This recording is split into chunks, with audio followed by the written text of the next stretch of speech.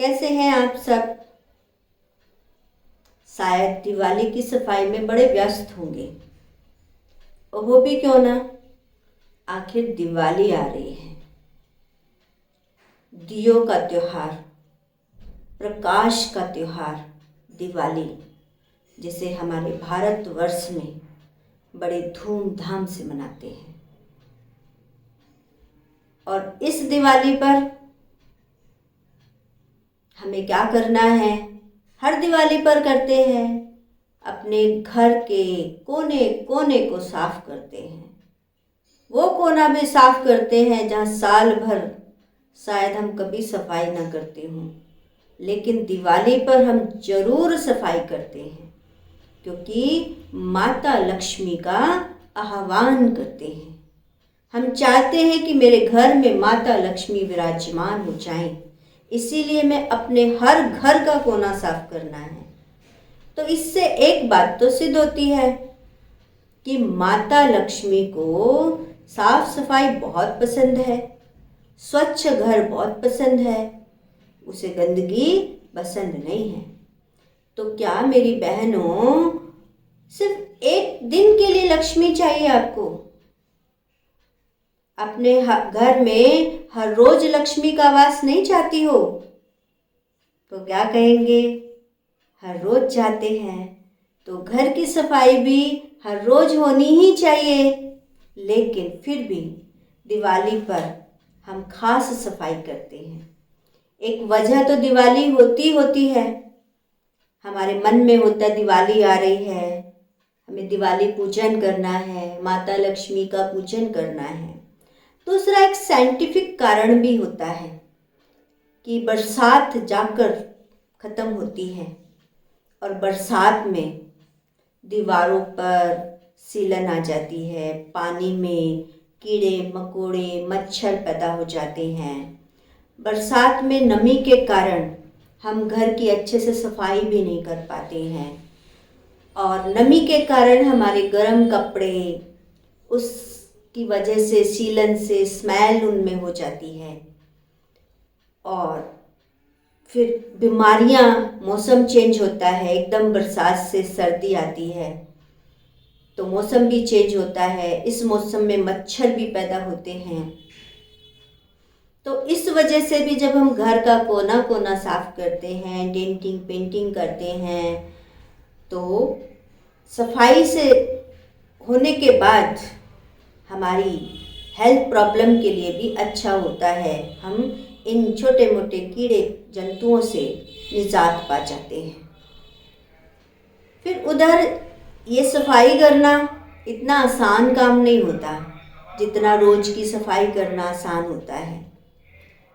तो इस सफाई में करते करते हम कितना थक जाते हैं। आप भी थक जाते होंगे, नेचुरल है थकना। जब व्यक्ति सुबह से शाम काम करेगा, ऊपर चढ़ चढ़ के झाड़ेगा, पोंछेगा, डेंटिंग पेंटिंग करेगा, अंदर के सामान निकाल निकाल के साफ करेगा, फिर उनको लगाएगा, तो थकावट तो नेचुरल होनी होती है। अब इस सफाई को करते करते थकावट न हो, ऐसा हो सकता है? हो सकता है, हो सकता है। कैसे हो सकता है? आप सफाई कर रहे हो, यदि आपको सफाई करने के लिए हैंड्स मिल जाए, साथी मिल जाए, तो आपका काम हल्का हो जाता है, आप रिलैक्स महसूस करते हो ना। लेकिन जो साथी मिलते हैं, थकावट तो उनको भी होगी और एहसान भी होगा कि उन्होंने मेरा सहयोग किया, उन्होंने मेरी हेल्प की। लेकिन यदि एक ऐसा साथी आपको मिल जाए जो आपका सारा काम भी हो जाए और आपको थकावट भी ना हो और किसी का एहसान भी ना लेना पड़े, वो साथी है परम पिता शिव परमात्मा। परम पिता शिव परमात्मा को जब हम अपना साथी, अपना कंपेनियन बनाकर कोई काम करते हैं, तो हमें बड़ा हल्कापन महसूस होता है, क्योंकि वो दिव्य शक्ति, वो परम शक्ति, वो सर्वशक्तिवान मेरे साथ है तो डबल इंजन हो जाता है और मुझे थकावट भी महसूस नहीं होती है। यदि मैं सोचूं ये काम मुझे ही करना है, मैं ही करूँगी, मुझे ये करना है, मैंने ये किया है, मैंने वो किया है, मैंने इतनी मेहनत की है, तो नेचुरल थकावट हो जाएगी। लेकिन यदि अपनी बुद्धि में ये सोचें कि करावणहार परम पिता परमात्मा है, मैं तो निमित्त मात्र करणहार हूँ, मेरे द्वारा ये कार्य हो रहा है, मैं नहीं कर रही हूँ। जब इस भान से आप करेंगे तो आपको थकावट बिल्कुल भी नहीं होगी। और ये बिल्कुल सत्य बात है। हमारे यहाँ सेंटर पर ऐसी बहुत बुजुर्ग माताएं भी आती हैं जिनको अपने घर का काम करना पड़ता है बुजुर्ग अवस्था में भी, क्योंकि उनके बच्चे बाहर हैं, किसी को कोई है, अकेले हैं, घर की जिम्मेदारी उन्हीं पर है, तो उनको घर का काम करना ही पड़ता है। तो हम पूछते हैं, माता जी ये सब काम कैसे कर लेती हो? कहती हैं, हम तो बाबा से कहते हैं, बाबा चलो हमारे साथ ये काम करो, आप ये करो, आप ये करो। हम तो बाबा को बोल देते हैं और बाबा कैसे करा देता है हमें तो पता ही नहीं चलता। और सवेरे सवेरे सारे काम करके टकर टकर टकर टकर करके सुबह क्लास में भी आ जाती हैं। तो है ना दिव्य शक्ति। जबकि इस अवस्था में काम करना, फिर उसके बाद चेहरे पर मुस्कुराहट रहना, उसके बाद भी हल्का महसूस करना, कोई टेंशन नहीं, कोई डिप्रेशन नहीं, तो ये किसका कमाल है?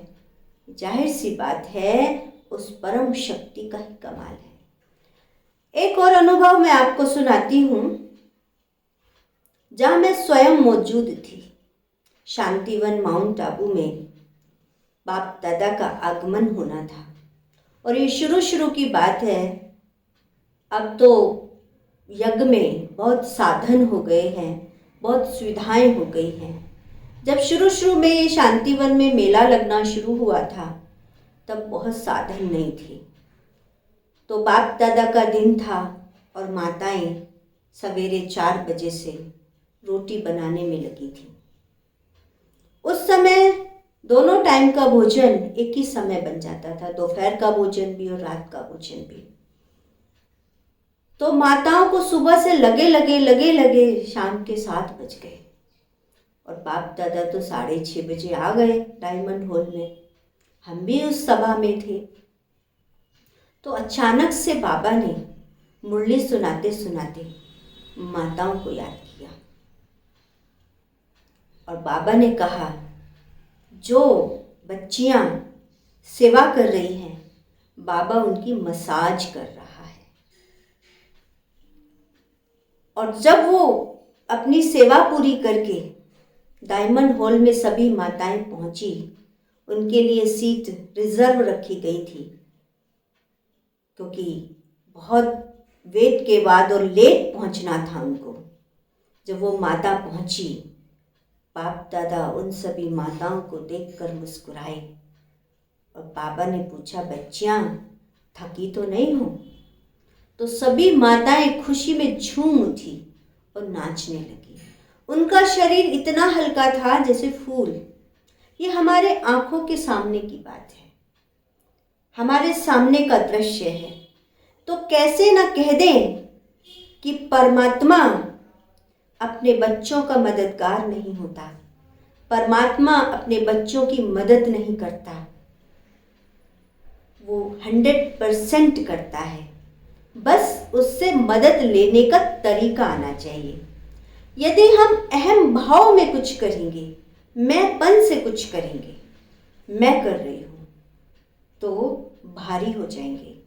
और यदि बाबा करा रहा है, बाबा की सेवा है, तो हम बहुत हल्के रहेंगे। तो सदा ये स्मृति रहे, ये ध्यान रहे, करावणहार करा रहा है, करणहार हम किए जा रहे हैं। तो इस भान से न कभी थकावट होगी, न कभी उदासी आएगी, न कभी निराशा आएगी। तो अथक बनिए, अथक बनकर सेवा कीजिए। दिवाली के आगमन की अच्छे से तैयारियां कीजिए। माता लक्ष्मी का पूजन करना है, दिए जलाने हैं। इसका भी एक अपना अलौकिक महत्व है, आध्यात्मिक महत्व है। तो आज तो हमें सफाई पर ध्यान देना है। सफाई करके फिर हम कैसे दिवाली पूजन करेंगे, इस दिवाली पर हम कैसे मनाएं और इसका आध्यात्मिक महत्व क्या है, वो हम अपनी नेक्स्ट वीडियो में आपको शेयर करेंगे।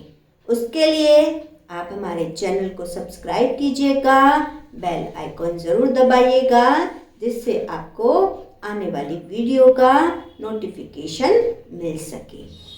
देखा भोजन बनाते हुए, पानी पीते हुए कैसे शक्ति मिलती है। अपने गार्डन को निहारते हुए, पढ़ाई पढ़ते हुए, साफ सफाई करते हुए हम परमात्मा को याद करें। ऑफिस में वर्क करते हुए, अपने फूलों को निहारते हुए जब हम परमात्मा का चिंतन करते हैं, परमात्मा को याद करते हैं, तो परमात्मा से मेरे अंदर शक्तियाँ मिलती हैं। वो शक्ति मुझे शक्तिशाली बना देती है। जैसे हम कैमरे में पिक्चर को कैप्चर कर लेते हैं, ऐसे परमात्मा की याद से परमात्मा की शक्तियों को कैप्चर कर लेते हैं अपने अंदर। तो मेरा जीवन फूलों की तरह सुगंधित बन जाता है। जैसे फूल से हम खुशबू लेते हैं, ऐसे परमात्मा से हम शक्ति लेते हैं। परमात्मा से शक्ति लेकर के मेरा जीवन राजयोगी, सहज योगी बन जाता है। जब पढ़ाई पढ़ते हुए भी जब हम परमात्मा को याद करते हैं, तो वो मेरा बहुत मददगार बनता है। जैसे सूर्य की रोशनी से प्रकाश मिलता है, ऐसे परमात्मा से शक्ति मिलती है। जैसे संगीत की धुन मुझे आनंदित करती है, ऐसे ही परमात्मा की याद से मेरे जीवन में आनंद भर जाता है।